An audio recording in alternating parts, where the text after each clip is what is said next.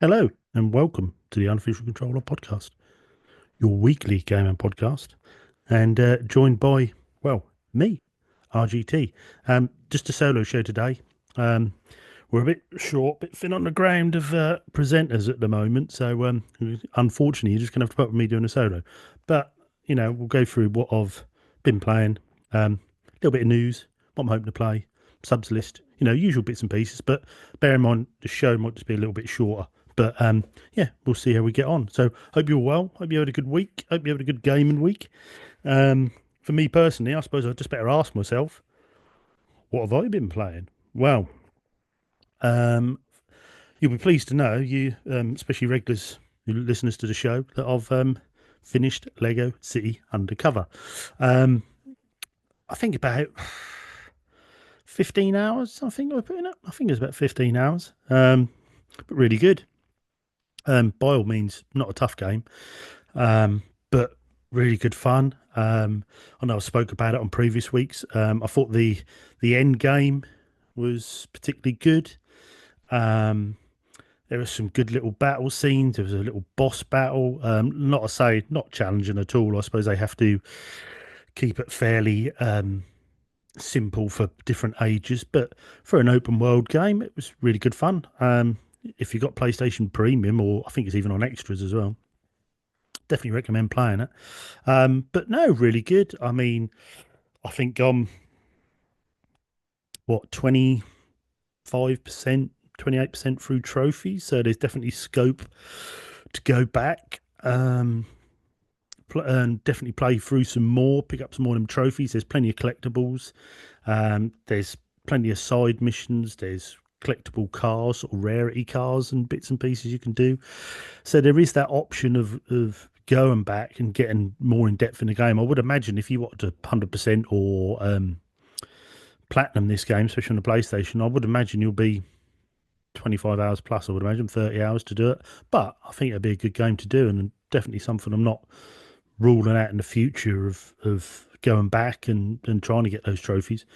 But like we say, when you're doing a weekly podcast, you're under quite a bit of pressure to change your games up. So I don't really want to be playing it too much. Maybe a bit behind the scenes, pick some trophies up here and there. Um, but yeah, good. I'd recommend it if you want something easy going. If you want something that's open world, not too challenging, something you ain't got to think about too much. Over a weekend, this is a good fun game to play. And like I say, I know I said, I think it was last week, I said it's a shame they didn't do a second one. Um, but I know I did look up, and I think there was a prequel on the 3DS. I might be wrong. Community corrections on our Discord.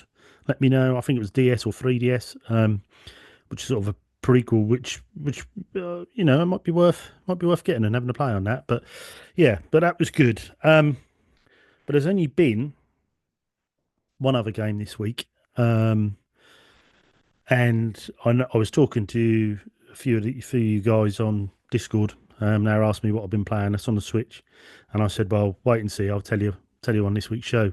But I know I think a couple of you other guys have picked it up as well. I got it on release, and that is Xenoblade Chronicles X, the definitive edition.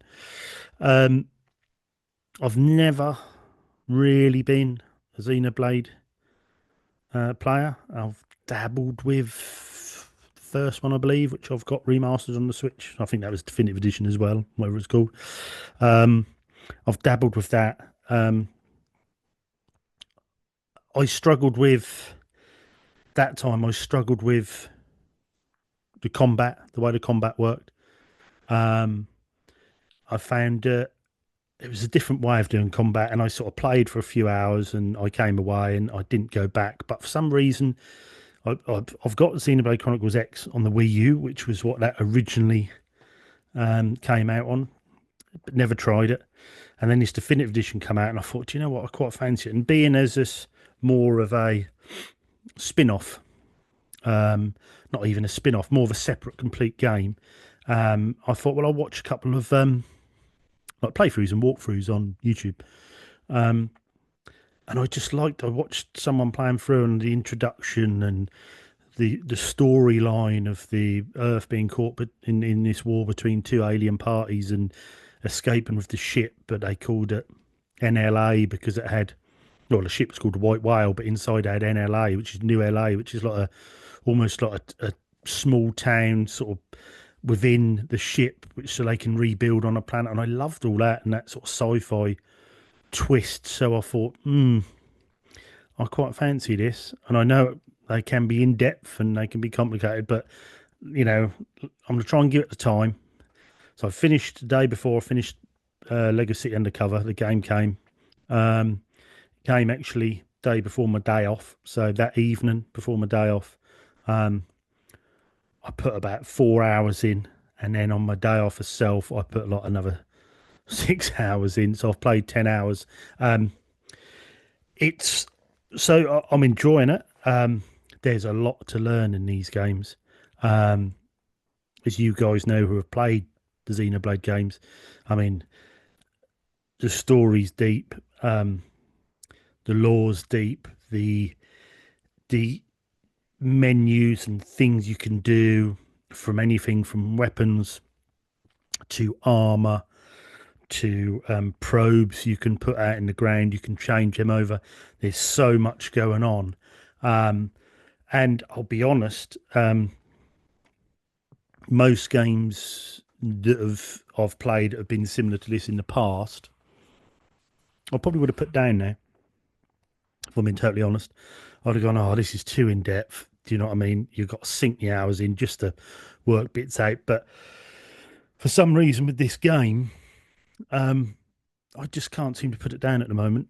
And I still a complete novice. I'm learning as I go. But I thought rather than it being an overwhelming experience where you just look at every single thing and think, I can't learn all this, I'm giving up. I thought I'm going to concentrate one section at a time, concentrate on that, what I'm doing for a few hours, and then that'll teach you how that works and then move on to the next. So, for instance, you play like a prologue and they teach you the basics of combat and the art system and the auto attack and bits and pieces, which I'm really getting to grips with now. They teach you a bit of that, and then they teach you a bit of the story and the lore and about, and they show you around the White Whale and how New LA is built and bits and pieces, which is all really good. And then when I came out of that, I'd done two of the story missions. I should say two of the story missions. I'd done two of the chapters. I think there's about 12, 15 chapters. I'd done one and two. And then went into the third chapter where I had to go. There's this alien presence, and they'd captured a few of our humans from the base who'd been out in their mechs, or skells as they call them. They call them skells in this game. And they'd captured. I think they'd killed them. You have to go in and take out these aliens. And I mean, I'm getting me bum handed to me on this 3 times over. So I thought, no. I mean, I think I was going in at level 8. I think it was recommended level 9. Which I found in this game, if you go in at the same level or just under, unless you're really good at the combat, you are gonna get a hide. And so I thought, well, what I'll do is then I'll go and do some of the side missions. So you can go into New LA and you'll standard, you see the question marks, and they're various different side missions. Some of them are quite basic to get parts for someone that works in a coffee shop, or in the town you have to go out and find these parts out in the wild and come back. And and there's your standard sort of side missions. For some reason that world just intrigues me, and that even though the side missions are quite almost fetch quests or combat quests, that sort of thing, you always feel like you're trying to help build the base and things to help humanity carry on. And I quite like that. So anyway, I'd done those side missions for until they'd run out. Basically, there was one left, which was level 9. I thought, no, that's too much for me. So then in the little in your base area, you've got like an armory street, and then you've got another place with big screens. You can do basic missions. Go off and collect this. Go off and get this meat. Go off and get discover this area. So I've then been doing those. And yes, they are quite basic missions, but it's teaching me exploration. It's teaching me a bit more combat, easier combat that's involved. So I'm just trying to take it step by step and learn as I go along. But yeah, it's grabbed me a bit, I think. So 10 hours in 2 days is something that I very rarely do. Not often have I put that amount of time in a game, especially fan time, which is quite hard. But when it was delivered and the evening before and the day on the day off, it was yeah, it grabbed me, and I've been enjoying that. It's going to be a big game, and it's.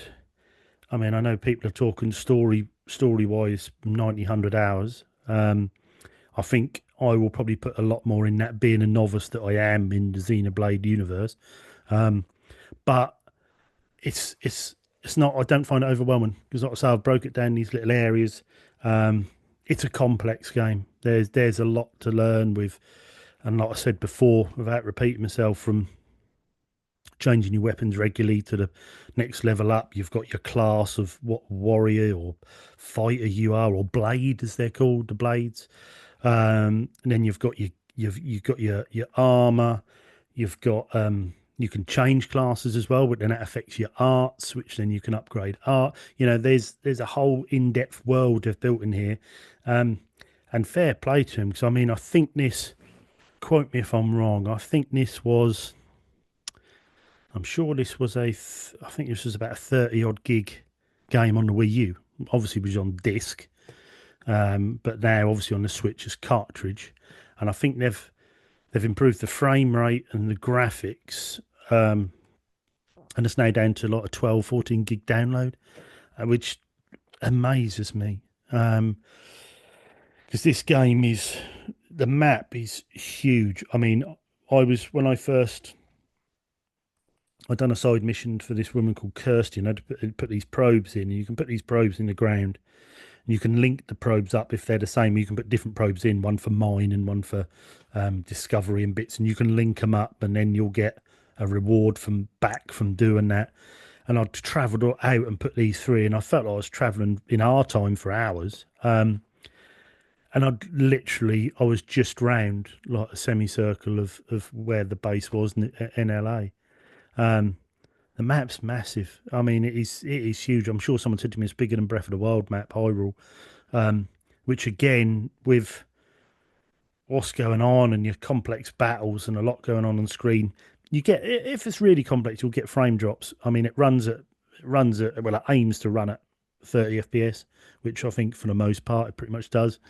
You get the odd frame drops when it gets complicated, but even so, how they've got that massive world on a Switch like that, I don't know. And fair play to them, because yes, it's HD and everyone's got 4K TVs now, and your Series X and your PS5s are 4K, but still looks good. I had to tweak my TV a little bit. I mean, I've got a 65-inch 4K telly, and it's still a world where you think, do you know what? I mean, the draw distance, everything is really good.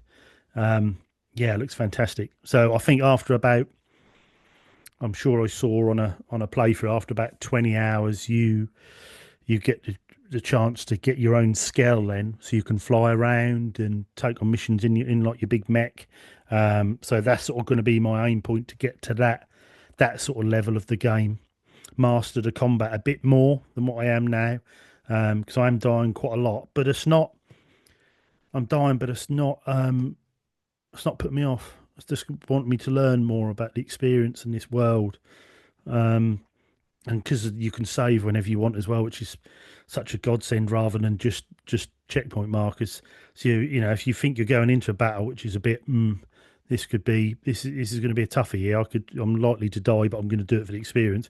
To save just quick before you go in, and you can come back to that point. So that makes it a lot easier rather than trekking. And then obviously once you unlocked areas, you've got fast travel points as well if you need to travel around. But yeah, so far. I'm rating it highly, for for the first time being in that sort of Xenoblade world, and not really being from a background of JRPGs. Yeah, I'm really enjoying it. So it's a different experience to like your Horizons or your Breath of the Wilds. It's that open world, but it's Xeno's their own sort of thing. and you can tell they were passionate when they made this for the Wii U for the in depth how in depth this game goes. Yes, it can put some people off, and has put me off Xenoblades in the past. But I was hoping if I can play this one and really get into it, then I've got one, two, and three to go back through on the Switch and enjoy, and plenty of RPG goodness there. But yeah, so Xenoblade Chronicles X. If you're a JRPG fan or open world fan, and you want something, a good story, in-depth story, then yeah, I'll definitely recommend that. Um, but that is pretty much what I've been playing. So only those two, only those two games. One done, and one started, but I feel like 10 hours in, I've barely touched the surface. But looking forward to more. But we'll get onto the news. We scoured the very darkest regions of the internet to bring you this latest news. First up, this is over on Push Square. Good friends at Push Square. Assassin's Creed Shadows now surpasses 2 million players in 2 days. Wow. Wow. I mean, that's like I say, that hasn't been out long. The numbers keep going up for Assassin's Creed Shadows, which has now surpassed 2 million players across all platforms in 2 days. This puts it ahead of Assassin's Creed Origins and Assassin's Creed Odyssey in terms of player counts around release. We would assume that this number will peak over the weekend, followed by official sales figures next week. But right now, it's looking like Shadow is a hit. Whether that'll actually be enough for Ubisoft, though, given the company's recent financial troubles, only time will tell. Original story Assassin's Creed Shadows has at long last arrived, and the players have come out swarming out of the woodwork on launch day to support it. Not even 24 hours after going live, and Ubisoft has already reported that more than 1 million players had begun Nao and Yuzuki's adventure through feudal Japan.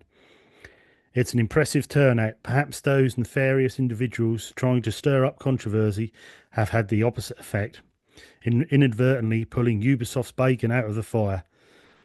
We can glean even further insights from players on Steam, where Games Radar Plus have been faithfully crunching the numbers, which have doubled since their initial report.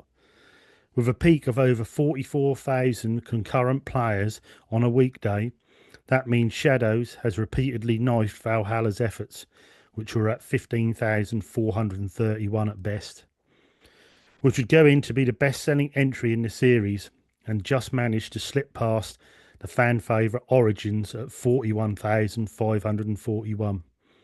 Only Odyssey, 61,984, stands in the way of Shadows achieving the series' highest ever concurrent player count, and we think Cassandra and Alexios had better brace themselves for a Kenobi battering over the weekend.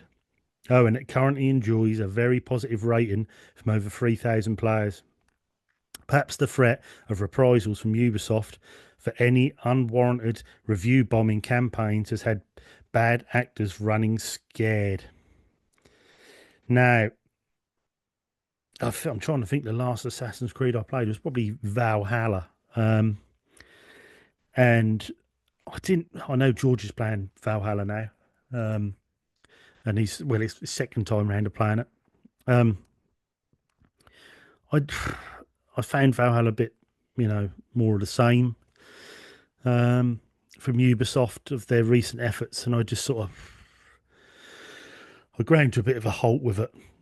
Um, Origins, as I always say, was sort of my favourite Assassin's Creed was Origins. I loved that. And that was the first in that change from they were shipping out Assassin's Creed yearly, near enough. That was almost the open world FIFA. And then I had that bit of a break and come back with that sort of more RPG like style, which Origins was. I loved that game. Got the platinum. Jumped into Odyssey and just couldn't get on with Odyssey for some reason. And then my next experience was Valhalla and blah blah blah. I did try what was the one I released before Shadows? Mirage. I put a couple of hours in Mirage and it didn't really click either. Maybe something I could go back to, but I mean, I know there was a lot of controversy around this Shadows game, which probably hasn't helped with Ubisoft's current situation. It's been a struggle for them of late. So they really need to pull something out of the bag. And I don't think Star Wars Outlaws they released really hit the figures they wanted it to hit. Although George loved that game. He put serious hours into that. And we've just had Ginge on our Discord, the Platinum King. He's just platinumed that. And he said it's one of the best Star Wars games he ever played. High praise indeed. So they're doing something right at the moment. Is it too little, too late for Ubisoft? Don't know. Time will tell. We'll see in the next few weeks, few months. But I mean, this is a good start. I mean, 2 million players in 2 days is that's impressive. And everyone seems to be enjoying it. I see a lot of content on YouTube about the game. It's definitely had me curious about the game. I also think I mean, I say I'm not a spoiled gamer now. It's a funny time for games at the moment. Xbox have sort of changed their route a bit, although releasing good games. They've obviously changed their way a bit, and their sales have been hit a bit. But then with PlayStation, I mean, their first party stuff is, used to be regular, and now it's missing in action at the moment. So yeah, you've probably got more players because of the current AAA situation, but even so, it's a good sign for them. And like I say, that many players, online concurrently playing is good. I mean, you could see it probably getting more because with the amount of stuff on YouTube and the amount of people doing playthroughs and walkthroughs, it's just going to encourage sales because they're all enjoying it. So let's hope. Let's hope this is a bit of a banger for them now, and it gets more sales, and hopefully it'll help Ubisoft out a bit, and we can hopefully see them in a bit more of a better financial situation in the coming months. Me personally, will I buy it? I don't know. I'm quite intrigued by it. I mean, I've tried to sort of stay away from spoilers and bits, but from what I've seen of it, it looks good. Graphically, it looks nice. I don't know too much about the story, but I'm thinking, like I say, with current game situations out at the minute, I mean, I think most of us, especially over here at the UCP, have been sort of hitting our backlogs a bit and trying to clear a few of the games. I've been playing Lego City Undercover, for God's sake. But yeah, it's definitely something I think I could have a look at, maybe get into, but we'll see. I think if I hadn't have sort of, bought Xenoblade, if I'd have jumped on that day one, then maybe Shadows could have been an option. But yeah, we'll see. We'll see when I've finally put all the hours into Xenoblade where I am. But yeah, so hopefully, fingers crossed for Ubisoft, and good on you. You obviously made a good game. Next up, over at Nintendo Life, they've done a story saying, funnily enough, Nintendo's Monolith Soft updates its Switch portfolio with latest release. Monolith Soft has become a huge part of Nintendo's software division, and this week it rolled out Xenoblade Chronicles X Definitive Edition for Switch.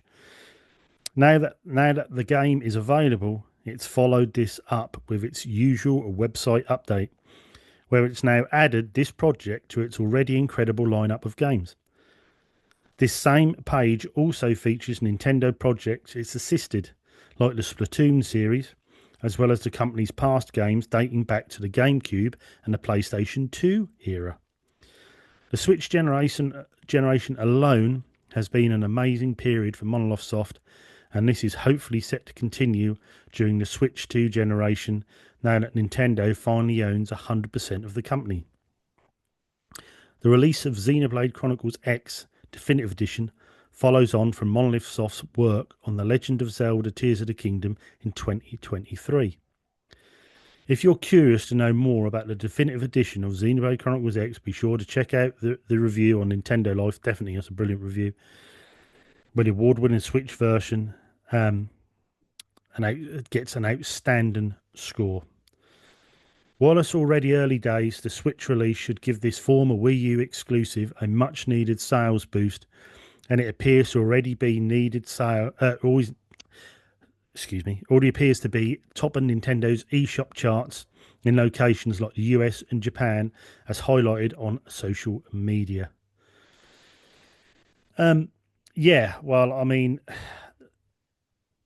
firstly, on them updating it, when you actually look, if you go to Nintendo Life and look at this article, um, that's quite incredible, the games that they have done over the years. And I mean, obviously now Nintendo owns them. They're, it's a big dev for Nintendo. Um, but I mean, you look back and there's games that they've done, DS and GameCube and PS2, 3DS, Switch. I mean, yeah, they've got a big back catalogue, and you think you can see where, I mean, they've done many, different styles of games as well, with like they've worked on, like Pikmin 3 and um, Zelda on the 3DS and bits and pieces, but obviously you've got Xenoblade and their work on Tears of the Kingdom. But I mean, it's it is a portfolio. I mean, you sort of look at all them games and think, the ones you probably hadn't heard of probably could be hidden gems, and the rest is just, it's a brilliant back catalogue. Um, and I can understand why, especially at the moment, why that is selling as well as it has. Um, Obviously, the Wii U. I mean, you know, we all know the troubles that had that console and failed, and to think of that, this brilliant game being locked to a system that not a lot of people bought in retrospect to everyone else. Um, yeah, it was going to be quite sad. So for them to rework that and get it back out again on the Switch, um, and different to Assassin's Creed Shadows, this isn't because there's a bit of a shortage of good games. It's because it is a good game. There's a lot of hype around it. It's a big game as well. 49.99. You know, pounds and dollars, whatever it is that's released at. It's a big game for that money. So yeah, I can understand why it's doing well. And I think if you read a review on Nintendo Life, I think they gave it a 10 out of 10. So I know the Switch Up boys done, they were sort of late 80s%, so they were sort of 80, 88, 89%. So yeah, it's getting good scores across the board. And you've got to remember, this is just a reworked old game, so it proves how good it is, how in depth it is, in the world they've created. And it's going to be interesting to see where Monolith, go next and what they're working on. And will there be another Xenoblade game, Xenoblade Chronicles 4? Maybe, I don't know. Maybe there's going to be something in the pipeline for Switch 2. You think sort of them bigger open world, them sort of RPGs, maybe, you know, for working on bits of Zeldas as well. I think that's going to be Nintendo's go-to dev for getting these games out. And yeah, that's going to be interesting to see what they come up with. But I think if this is anything to go by, yeah, I don't think Nintendo got to worry too much with Switch 2, because I think with that added power and under the bonnet, these guys are probably going to make a pretty epic RPG. That same again, you can take in handheld mode on the go. So superb, yeah, brilliant. Um, a last story, and like I say, I'm sorry the show was shorter this week, but I ain't got no one to bounce off. So it's just me. But anyway, our last story this week is from Pure Xbox. Xbox is seemingly hard at work on backwards compatibility for the next Xbox consoles. Backwards compatibility has been a massive part of Xbox One and Xbox Series X and S eras, and we've already heard from the likes of Microsoft Gaming CEO Phil Spencer how it's going to remain a key part of the brand moving forward. However, it may need to change along the way. Xbox is obviously embarking on a new strategy now, where every device is essentially considered an Xbox, and with rumours of a planned Xbox handheld alongside a new Xbox console in 2027, we're assuming one of the goals is to try and make console games playable on as many systems as possible. Windows Central talked a little bit about this in a report on Xbox and Steam integration yesterday, mentioning that the next mainline Xbox consoles are expected to make Win32 the preferred development environment, with Microsoft working hard to integrate Xbox and Windows game development more closely into the future. However, it remains to be seen how backwards compatibility will be handled as the next generation rolls around. Where that leaves our existing library of Xbox One, Series X, S era games remains to be seen, but it seems emulation is one avenue Microsoft is exploring for backward compatibility and game preservation. Will it allow those games to run on Windows devices like the rumoured 2025 Xbox handheld and the ROG Ally, or any average gaming PC? Though it's hard to say because there are some legal hurdles contractually about exactly what Microsoft is allowed to do with third party titles in its store. It appears that Xbox is working hard on backwards compatibility for the next Xbox consoles as we speak. Last year, it was revealed by Xbox President Sarah Bond that a new game preservation team had been set up internally, and Windows Central's Jez Corden has advised that he's focused on compatibility for future Xbox devices right now. The handheld is going to be a particularly interesting case, as we've heard from some Xbox fans how they are not massively interested in a device that can't play console games natively. Xbox Play Anywhere will fill in the gaps for the time being with over 1,000 supported titles, but we're still holding out hope for native console support eventually. Whatever ends up happening, it's great to see that Xbox remains extremely committed to backwards compatibility and game preservation going forward, and we're fingers crossed for some exciting innovations and announcements around this topic over the coming years. Yeah, with all Xbox's ups and downs and what Microsoft is doing with them at the moment, that's one thing they've always been pretty clued up about, and that's backwards compatibility, and especially now with conserving titles and conserving old games. And I think we were talking about this. We were talking about this a few weeks ago, I believe, on the show. And I said to George, obviously they've got their Games Pass at the moment.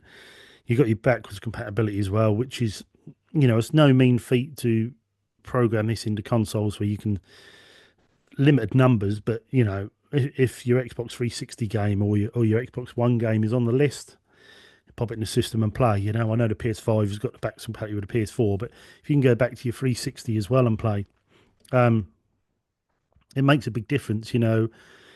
Yes, I remember PlayStation releasing stats years ago saying, less than 10% of people actually used it, but I still think it's brilliant to have it there. For instance, I've been, over the last 18 months, I keep dipping into the Halo Master Chief Collection, which I've spoke about no end on the show, but playing that on your Series X is a big thing. That's nice. It looks good. It upscales it. And it's great going forward. And not to say, I think we were talking on the show, I think it was a few weeks ago, and I said I think it would be brilliant if they made like a Games Pass, but a retro one. So they put in, you go back to the OG Xbox. I mean, there was a lot of exclusives on that console. If you could get them running, even like as a emulation pass, retro emulation pass, and you had all them old Xbox exclusives and Jade Empire and things like that playing on there.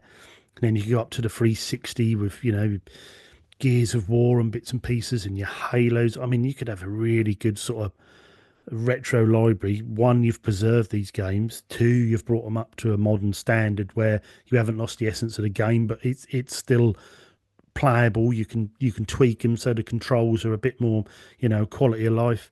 And it brings, it gets people back into them. I noticed with when they just done, announced the Ninja Gaiden 4, and then they, done the remastered Ninja Gaiden 2 Black, I believe it was. It's things like that that gets people to look at the back catalogue when a new game comes out. If it's the first time people have played it, and I think, oh, I wonder what the originals were like. Well, if you've got a retro Games Pass there, that may be brilliant to go back and play these older games, but looking good on your Series X or even a new console. As far as the handheld, it'd be interesting. I think there's, I might be wrong here, but I think there's two handhelds they've got planned for. I think one is I think it's basically like a reskinned ROG Ally. I think so. I think there's going to be a bit of problem with playing your Xbox library on there. Um, but I think next year, 2026, I think they're going to be releasing more of their own handheld, which will be interesting. Because I mean, although Steam Deck hasn't sold the numbers they wanted it to, it's pretty unique to have, you know, have that big powerful handheld, and all you need is your Steam library on. Away you go. Yes, I know battery life, bits and pieces is a problem, but still, your PC gaming at decent level that look good in your hands. So if Xbox next year can release this decent handheld um, with Games Pass on, I mean, it's all you're going to need, isn't it? With the games coming onto Games Pass day one, new releases, and the vast library is already there. I mean, it's going to be decent, so that's going to be interesting. But yeah, like I say, for this games preservation, I think sometimes you've got to hold your hands up and say, well done.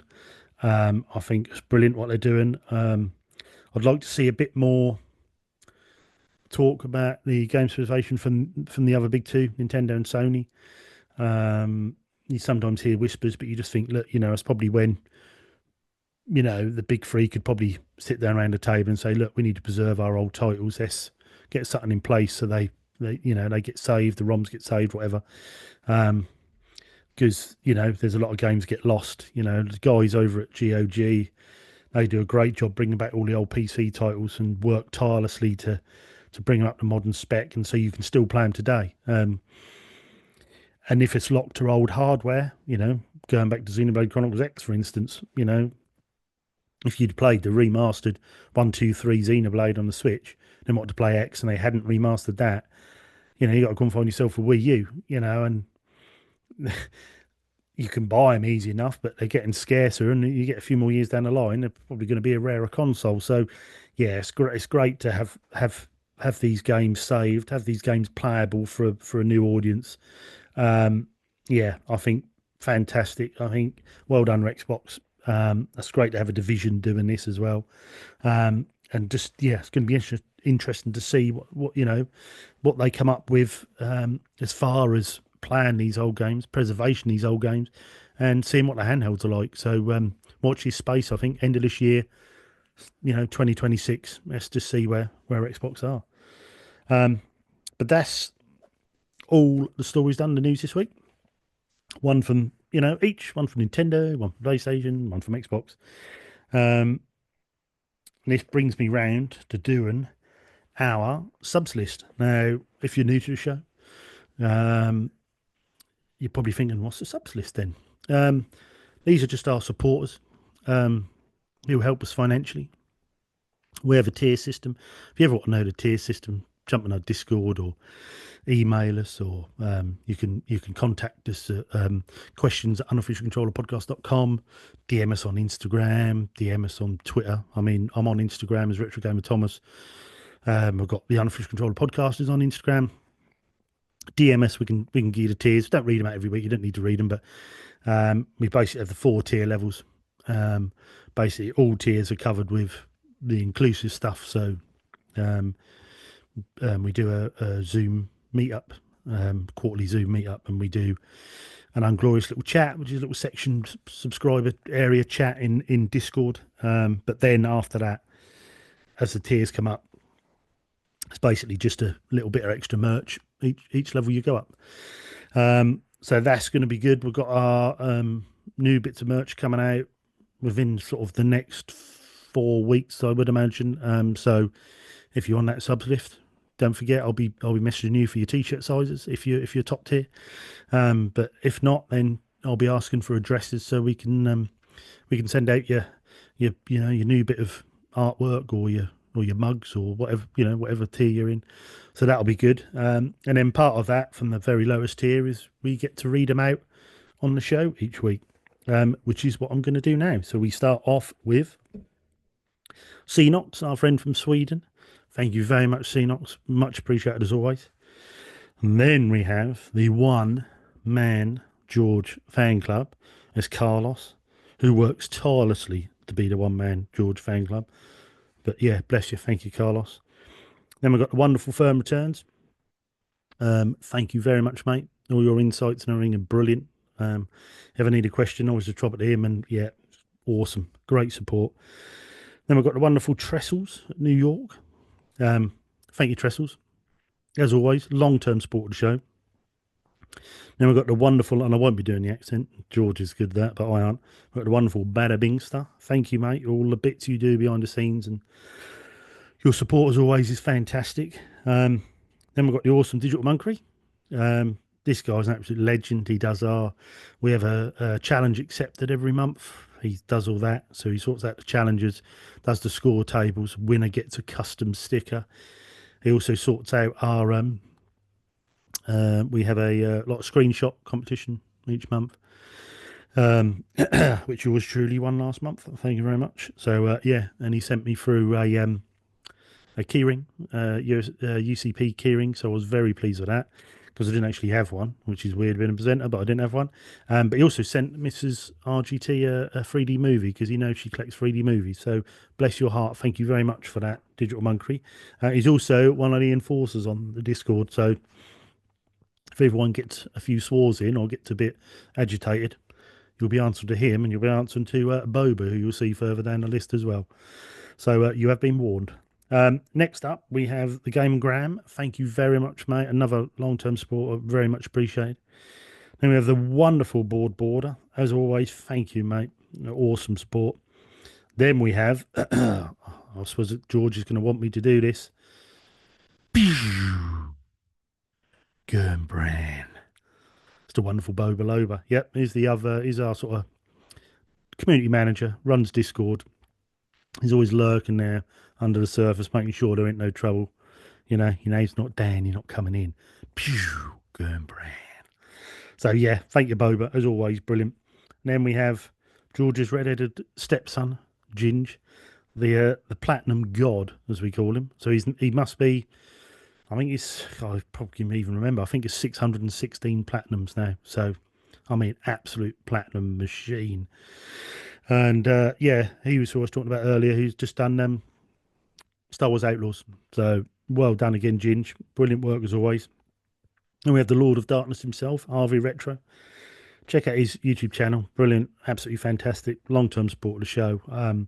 And helped us with artwork, bits and pieces. Yeah, a real clever guy and a wonderful guy as well. And then we've got the lovely Emma Sharp. Thank you, Emma, as always. Your support is very much appreciated. And keep rocking that UCP t-shirt. You'll have a new one soon. Don't worry about that. And then we've got, well, as we say every week, we have no idea where Greg is because he ain't nowhere near Berlin. But as always, brilliant, Greg. Thank you very much for your support. And I hope over at Forever Skies there, hope the game's going well for you guys. Next up, we have Mumsy. That's all I can say on that one. Mumsy's always going to support us, bless her. Then we have the ultimate, the RGT fan club. All right. Thanks to everyone for that. It's absolutely brilliant. Then we've got the awesome Pete Brocklehurst. Thank you, Pete. The hardest man in the UK. He can, rather than juggle footballs, he juggles breeze blocks. That's the sort of guy he is. Then we've got Love Him or Hate Him, Billy Marmite. Thank you, Billy. Then we've got the awesome Simon Pryke. Thank you, Simon. Another brilliant supporter of the show. And then, as I'm contractually obliged to do, but I will try and tone it down a little bit because it is getting a little bit out of hand, is Fat Zangief. Thank you, mate. Very much appreciated. And they are our subs. And just like to say thanks for you guys. Week in, week out, we put the show out very occasionally or rarely do we miss a week. Yes, we have 5% as we sort of rotate. Obviously, we're a bit thin to ground at the moment, but it is a lot of work behind the scenes with the merch and the writing the shows and stuff. And then we've got our equipment. So that little extra help. I know, people who are just at the lowest tier, $3. You probably think, oh, I'm not, it's not really matter much of a difference. It makes all the difference. from the bills of the show, from our utilities, from everything, from equipment. Like I say, it makes a massive, massive difference to us. So just a huge thank you to you all. Sport's wonderful. I know it's a couple of people have increased their support lately. It's brilliant. But don't forget, the show's always free. It's always going to be free. We live in tough times. We're not expecting anything from anyone. If you just like listening to the show, just listen to the show. You don't miss out on anything from not being a sub. But I will say, don't be a lonely gamer. If you listen to the show and you love the show, you like talking games, you want to meet more people who are gamers who you can chat to in a very friendly space, try a Discord, jump onto our Discord, come and say hi, come and have a wave. And we've got various things in there um, we've got things from a little section we call Listener Stingray, which you can show all your latest pickups. We've got swap shops, you can swap games with people. We've got movie section, we've got music section, we've got general nonsense, we've got culinary delights, even your holidays. We chat about anything on there, but obviously the essence is gaming. So if you want to join a great little family, just jump on there, come and say hi, and yeah, you won't be disappointed. Everyone's so friendly on there. And that probably makes me move on to what I'm hoping to play. Um, Well, I think we can probably decide where this is going. Xenoblade Chronicles X, obviously. Gonna have to stick some more hours in that. I feel like this game, and this isn't a gripe, by the way. This is a plus point, I think. I feel like I could put another 10 hours in this game and have barely moved the needle on it. But that's a good thing because I'm learning as I go. But yeah, I'm just fascinated by the world, intrigued by um, how big this game is, and I just keep looking at that little tiny cartridge and just thinking, wow, that's impressive. That's well played. Monolith, you've done a turn there. Well done. So there'll be a lot more of that, I would imagine. I need to get back onto Dishonored on my PS3. I've got a weekend off next weekend, so I think other than getting a show out, I will try and get some more Dishonored done because I was really enjoying that game, and looks really good on a PS3. There's something alluring about the PS3 with me at the moment. I just love playing it. So yeah, I'll get back onto that. What I also forgot to mention in my what I've been playing, I've been playing my latest hidden gem. Um, so that I was going to do that this week, the hidden gem, but obviously with presenters not been able to make it, and some of them being poorly in bits and pieces, I will just say I'm thinking about you guys. Don't worry, I know you'll all be back soon. RGT's here. I'll hold the fort till you're back. Do not panic. No worries. But yeah, so I was going to do it this week, but I hadn't quite. I'd done one playthrough years ago, so I wanted to play back through just to make sure I'd got it right, and anything I wanted to talk about. So I've been playing that. All I'll say is it's on a handheld again. But yeah, wait and see for that. That's a good hidden gem, a cheap hidden gem as well. So something a bit different. So that'll be good. So yeah, I'm hopefully going to play more of that, which will be good because it is, although um, with Xenoblade, it's it's a big, what it's a sometimes feel a bit overwhelming. It's a big game. This is something a bit more chilled, just in the background, and I just think, do you know what? Yeah, that's going to be that's going to be nice just to keep playing in between. But I think that is pretty much that. Like I say, sorry it's a shorter show this week. Um, but we always say we try and come out every week, and we're down to one. But I've managed to get you one out, give you something to listen to on the way to work, take the kids to school, whatever. Just yeah, let's give you a little something to listen to, a little bit of news, a little bit what I've been doing, a little bit what I've been playing.